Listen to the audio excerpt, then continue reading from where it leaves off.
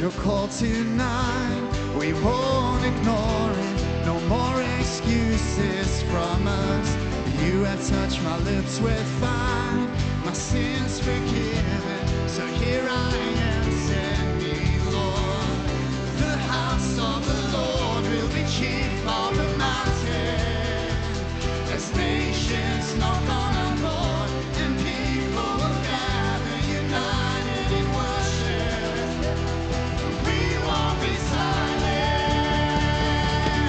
Lord, pour out your spirit. Come down in glory, open up the heavens on us, God. Oh, we sing, Lord, Lord, pour out your spirit. Come down in glory, open up the heavens on us, God. Yes, Lord, open up our eyes to see the things that you see and not our circumstances. You have touched my lips with fire, my sins forgiven. So here I am, send me, Lord. The house of the Lord will be chief of the mountain. As nations knock on our door and people will gather. Oh, we praise you, Father, and we won't be silent. Lord, pour out your spirit. Come down in glory, open up the heavens on us, God. Oh, we love you, Father. Lord, pour out your spirit. Come down in glory, open up the heavens on us. Oh, I see a new day. Praise you, Father. Yes. And I see a new day rising, a church undivided. We won't be silent. We lay down selfish desires, things that divide us. We won't be silent. I see a new day rising, church undivided. We won't be silent. We lay down selfish desires, things that divide us. We won't be silent. Oh, Lord, pour out your spirit. Come down in glory, open up the heavens on us, God. Oh, we love you, Father. Yes. Lord, pour out your spirit. Come down in glory, open up the heavens on us, God. We praise you, Father. Lord, pour out your spirit. Come down in glory, open up the heavens on us, God. Oh, we love you, Father. Lord, Lord, pour out your spirit. Come down in glory, open up the heavens on us, God. It's a privilege to bring God's word to you tonight. But before I start, I want to pray. Heavenly Father, we love you so much. Just want to say thank you for your word. Thank you for what you've done in my life. Thank you for what you've done in these your precious children's lives. Father, it's a cold night today, but we've come for the fire of God. We say, Holy Spirit, let your word penetrate our hearts with the fire of the Holy Ghost tonight. Father, I just thank you that no one will leave the same way they came in. They will have an encounter with Jesus. Father, I just thank you that my words preached tonight will be mixed with faith, and that your faith will go into their hearts, Father. I thank you for signs, wonders, and miracles that follow this word tonight. In Jesus' name, amen. If you're writing notes today, the title will be, What If God is Waiting on You? The Bible says all of creation awaits for the manifestation of the sons of God. Creation is travailing. It's groaning for us to become who we really are in Christ. The only way I can describe this to you by sharing my own life with you. And it started with my parents who are here tonight. My mom and dad eloped and they got married. And they were very young. And then my mom found out that she can't have any children. She was devastated. And my dad was a Hindu and my mother was a Christian. And my dad, he was a fisherman. So he went to the beach and he poured out his heart. And he said, God, if you're real, Jesus, if you're real, give me a daughter. I come from a family, and he came from a family and where there were just 5 brothers. They never had a sister, and all he ever wanted was a sister. And he said, Lord, give me a daughter. And 2 weeks later, my mother was pregnant. And when he walked into the hospital, he said he didn't even have to look at me. He just said, Lord, I give that child back to you. And I want to cry. But anyway, my dad said they went to this little church and the pastor's name was Pastor Sam. And I was dedicated in that church. And my dad said, I give this child back to you, Lord. And in this little church, this pastor used to preach Kenneth Hagin word. And I didn't even know that. My dad only told me that recently. And I had this love for Kenneth Hagin all my life, and I didn't know why. And it just touched my heart. God has a plan for every one of our lives. But we got to choose His plan and not our own plan. When I was in grade 11, I always wanted to be a lawyer. I always wanted to be an advocate, fighting for justice. And I finished, and my dad didn't have any money to send me to university. And he was working in Bryanston. I'm sure he worked on Andrea and Joe's houses as well in that area. And he was working on a house there and doing the finishes and the tiling and whatever. And he was working hard. And this man came up to him and he said, Raj, you're here all the time. You're working all the time. What's up? He's like, no, my daughter wants to go to university, but I don't have money for it. And this man said to him, no, man, Raj, let me bring you some paperwork for you to fill out. And he brought the paperwork. And it happened to be Jesus Alive Ministries. And they gave me a full bursary to study at Wits University. And I never had to pay to study. Then I wanted to become an advocate. So I went to my friends were advocates. And I wanted to join them at the Santon Bar. And I went in for the interview. I was interviewed by 10 advocates. And the interview went really well. And I remember after that interview, I was standing waiting for my dad to come pick me up. And I just felt this wind blow past me. And I heard the voice of God. And He said to me, Chantal, that's not what I told you to do with your life. It was the first time I actually had fear for God. Because I always loved God. I always served God. I was always in church. And but that day, something changed inside of me. But I kept running from the call of God. I kept making excuses for why I can't actually preach the gospel. And there were stupid excuses like, Lord, I can't stand in front of people. I can't preach. Lord, you know what they do to people in the Old Testament? When they went into the Holy of Holies, God, and they were sinning their life, Lord, do you know they dropped dead? Remember, my relationship with God was intimacy, fellowship. I always spoke to Him about my heart. I said, Lord, those people are pure. Those people are holy. He said, Chantal, that's you, my girl. He kept on saying that to me. And I was like, Lord, choose somebody else. And then I was sitting at Full Flame, and the Lord brought me here, and Nev and I got married in this church. This year we'll be married 13 years. Pastor Clint married us. And when Gio was 3 years old, I'll never forget it. I was so disappointed with my life. And I was like, Lord, I'm going nowhere. Like nothing's ever happening. Like, why, Lord?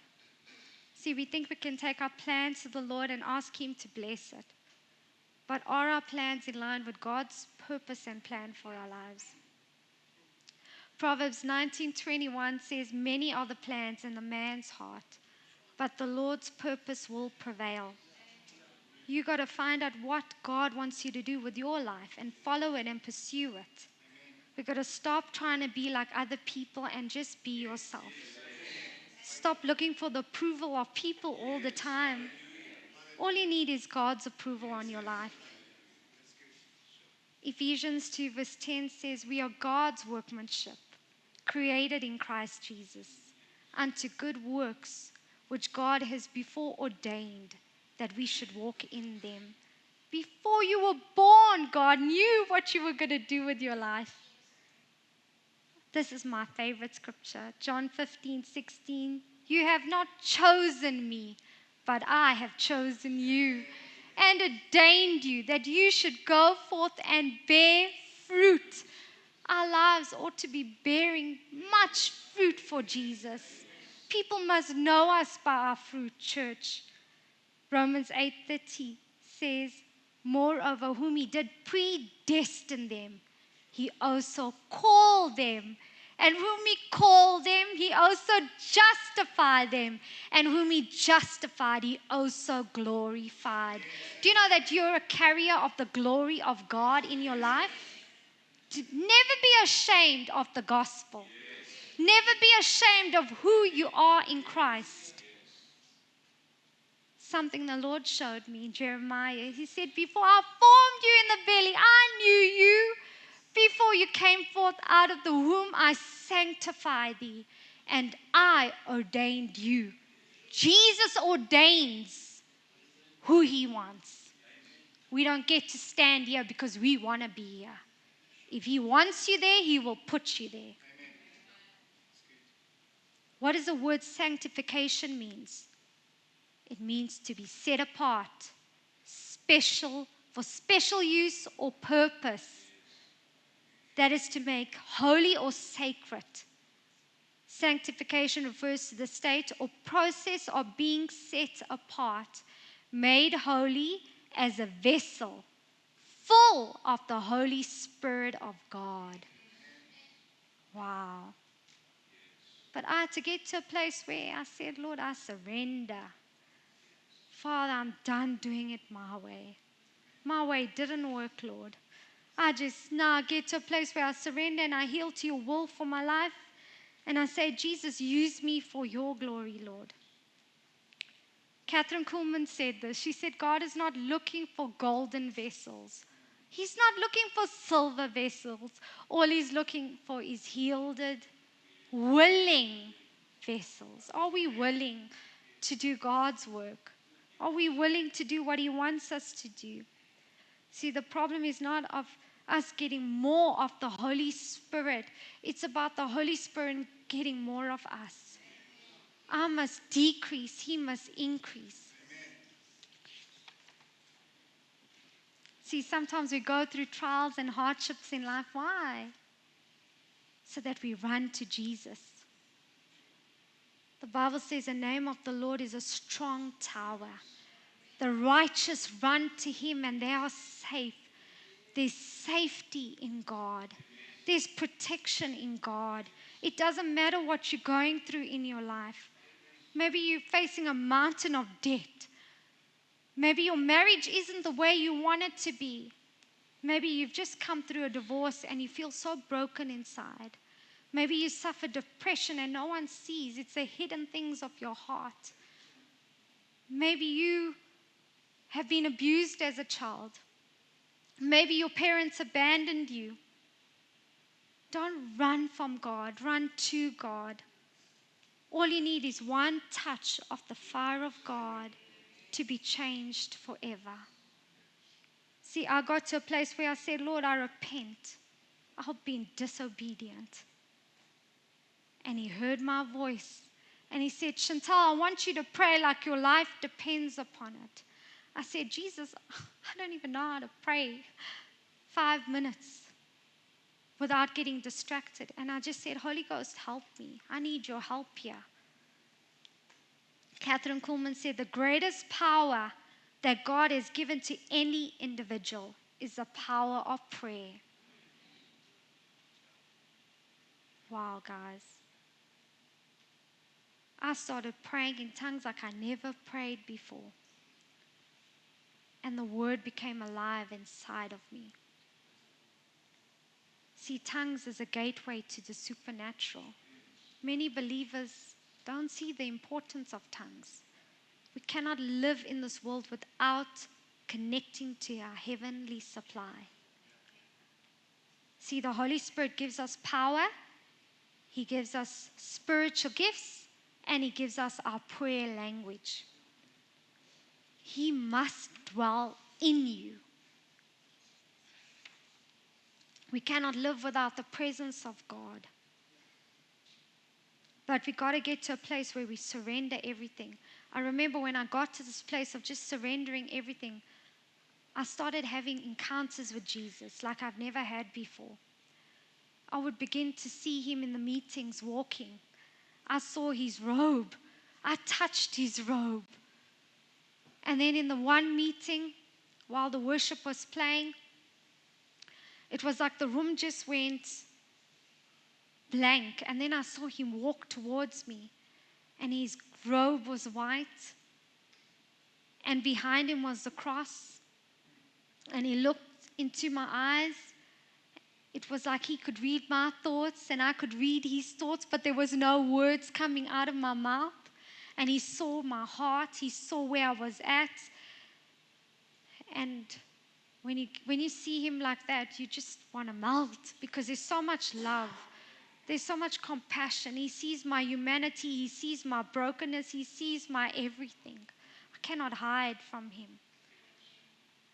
And I just said, Jesus. And he looked at me and he said, Chantal, do you know how much it cost me?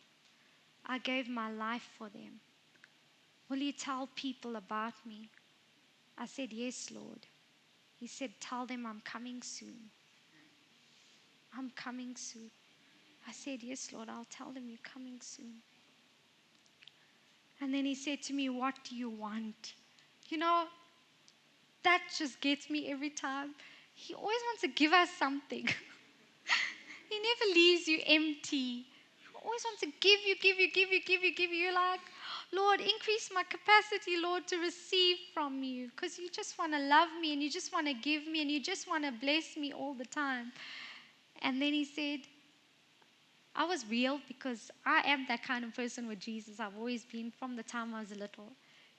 I said to him, Lord, you know, we really need a house. And then he said, Chantal, you'll have that. And you're going to have beautiful houses. I said, oh, yes, Lord. And then I said, Lord, we really need a car. He said, Chantal, you'll have that too. And then he said, what more do you want? I'm like, Jesus, what more? Then I said, oh, Lord, this condition, this in my body, Lord. I had endometriosis at that time. And Pastor Clint was praying for me and it began to shrink. It was the size of a golf ball. And I said to him, Lord, you know me. I don't like the hospital. I said, give me a son, Lord. Give me a son. He said, oh, I'll give you a son. I said, thank you, Jesus. And then I said, Jesus, I'll give him back to you. And he said, thank you, my girl. And then I said to him, Lord, you know me. I don't push babies. I'm very honest with God. I said, I'll have a C-section. And you know, Lord, they'll take the baby out. They'll take the endometriosis out. And I'll never have this condition again. And you know, it was exactly like that. And then when I left the service, the Holy Ghost gave me an instruction. He said, you need to tell someone. And obviously it was my husband, the first person I jumped in that car. I said, I saw Jesus today and we're having a son. 2 weeks later, we left on a holiday to Cape Town and I was pregnant with Josh. And that's how God works. But we got to get to a place where we're willing to lay down our life. Mark 8:35 says, "For whoever will save his life shall lose it. But whoever shall lose his life for my sake and the gospel's, the same shall save it." I love what the NLT says. If you try to hang on to your life, you will lose it. But if you give up your life for my sake and for the sake of the good news, you will save it. It's nothing better than serving Jesus. And I have a question for you today. Will you take up your cross and follow him? Matthew 16:24 says, "Then Jesus said to his disciples, 'If any of you wants to be my follower, you must give up your own way, take up your cross, and follow me.'" Pastor Denise said something very powerful. She said, "Don't be like the singer, Frank Sinatra, 'I'll do it my way.' Don't be that kind of Christian. You must be willing to die for what you believe in. You must be willing to die to yourself. Are you willing to die?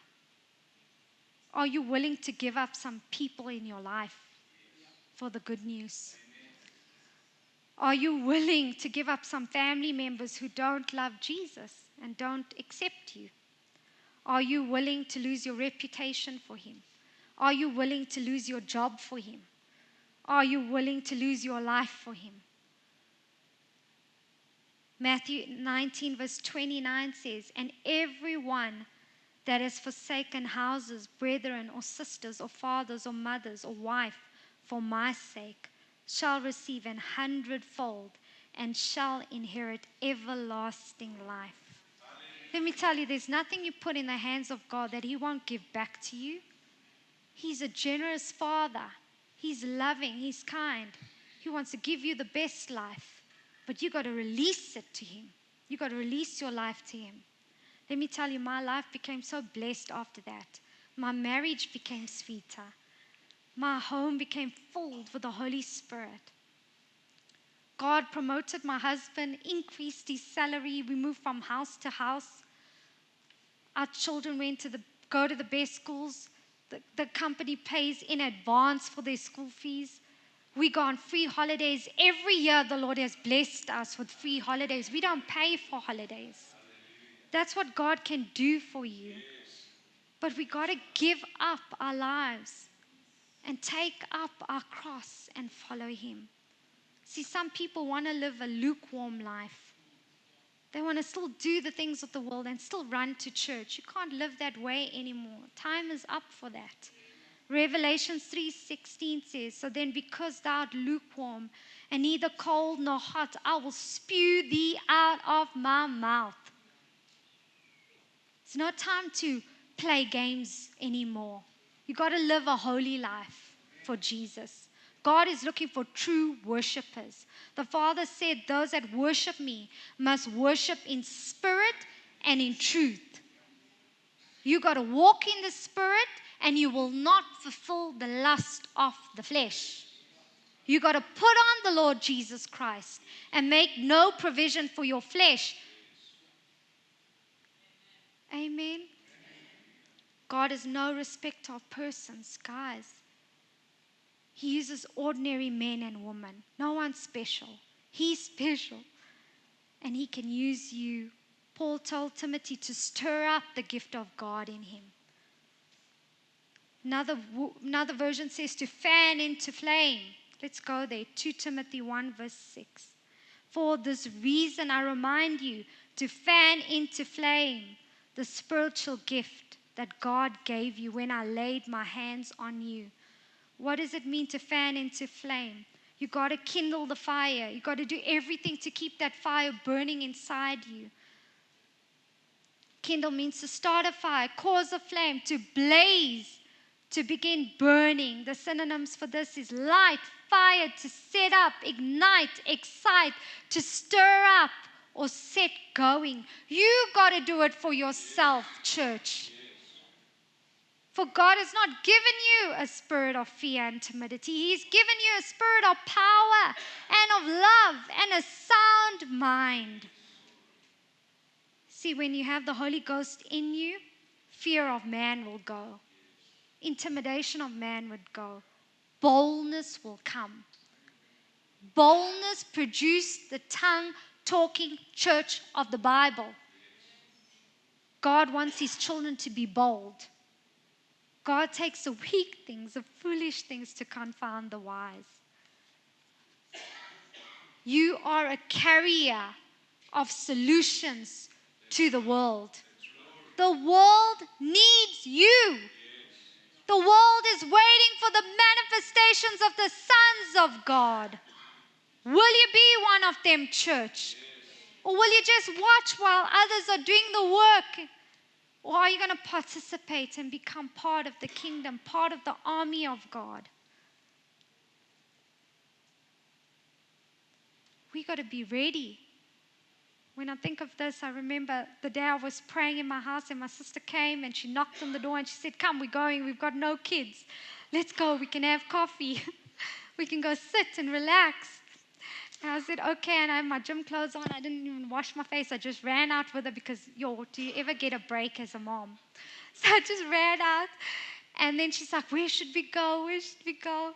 And then I said, "There's a new coffee shop at Ballet's, new Woolworths coffee shop. Let's go to it." So as we're driving there, and we always set the table for Easter, and we always get beautiful flowers. And then we saw a nursery on the way, and we're like, "Oh, let's go get flowers." And typical girls. And then we walk into the nursery, and as we walk into the nursery, I hear this beautiful worship music. And I say, "Oh, wow, Father, I've just been praying, and now I walk into this place and your music is playing. I feel heaven inside me." That's how I talk to God. And I'm like, "Oh, Jesus, this is amazing." And then as the lady walks past me, I say, "I love your music. This worship music's beautiful. I've just been praying, and now I walk into this. I feel awesome." So she says to me, "Oh, please, will you pray for me?" I said, "Okay." She says, "They're actually robbing my house right now." And I said, "Come, let's pray." I took her hands and I prayed, and I was just led of the Spirit. I commanded those robbers to go in Jesus' name, and I plead the blood over their home. And I just felt a release in my spirit. So I stopped praying. And as we finished praying, the phone rang, and it was the sister, and she said, the robbers left everything and they ran away. I said, "Wow, Jesus is so amazing. He puts us at the right time, at the right place for the right people, because He knows people need Him." And then this lady says to me, "What church do you go to?" The first thing that came out of my mouth, "I go to church with Pastor Denise and Pastor Clint and Janine at Full Flame." And she says, "I know Pastor Denise. Pastor Denise prayed for me. She prayed for my deliverance. I was in her church." And I said, "Well, then God sent me here, because you need to get back to church. You need to be back in the kingdom of God." And then she said, "Yes, I'm going to come. I'm just waiting for my husband to come back from work." And he was traveling away, and we will come. And then 2 weeks later, she came to church and she saw Pastor Denise. See, God wants us to grow up. He wants us to be mature sons of God. The Bible says, "For as many as are led by the Spirit of God, they are the sons of God." Church, don't ever lose your hunger for the things of God. See, when your hunger goes, you become more timid. Keep the fire burning inside you.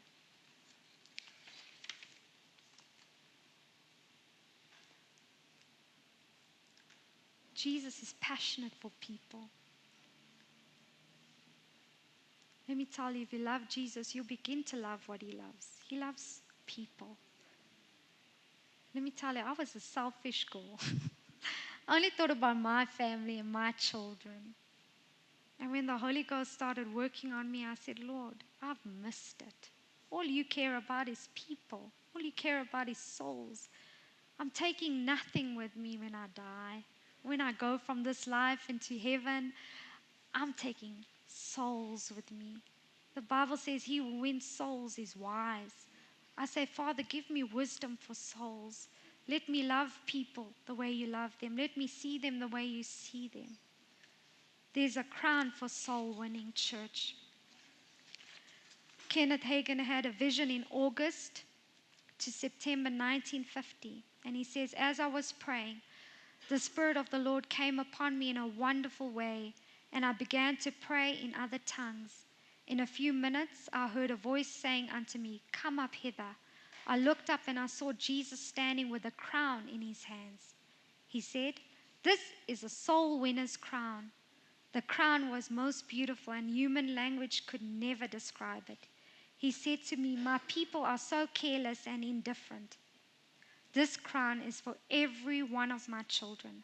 I speak and I say, go speak to this one or pray for that one. But my people are too busy.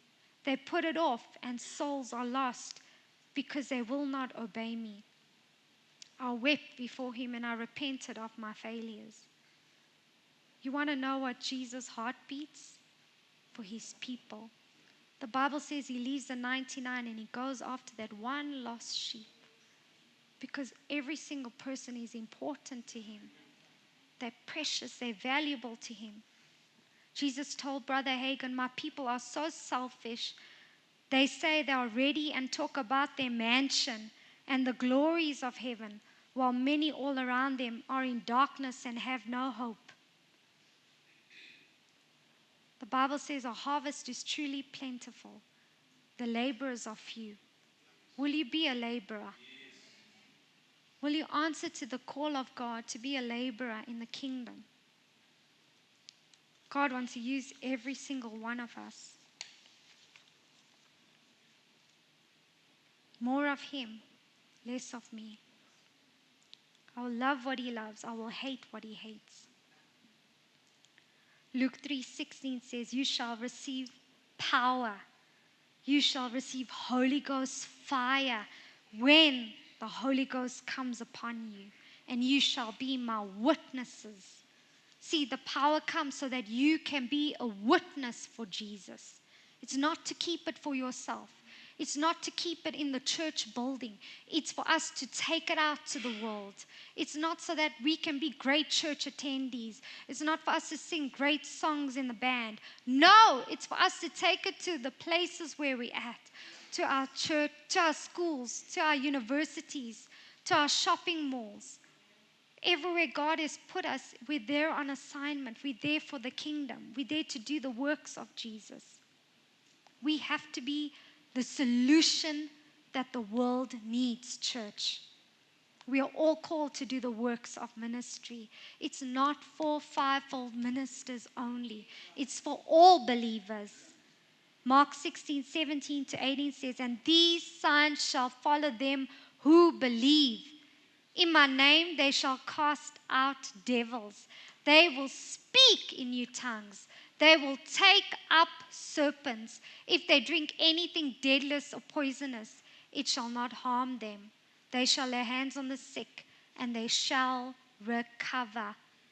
The word there that I see is signs following believers.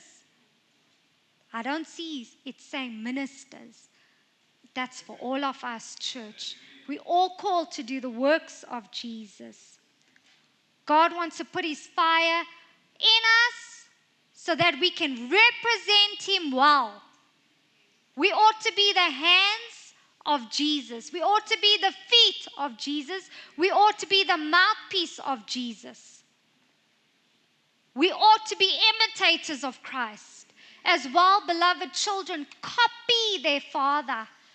You just have to find Jesus in the Word and copy him. It's as easy as that, church. Acts 2:1-4 says, when the day of Pentecost arrived, they were all together in one place, and suddenly there came a sound from heaven, like a mighty rushing wind, and it filled the entire house where they were sitting, and divided tongues as fire appeared on them, and rested on each one of them. And they were all filled with the Holy Ghost, and began to speak in other tongues as the Spirit gave them utterance. Do you know that every single one of them were filled with the Holy Spirit?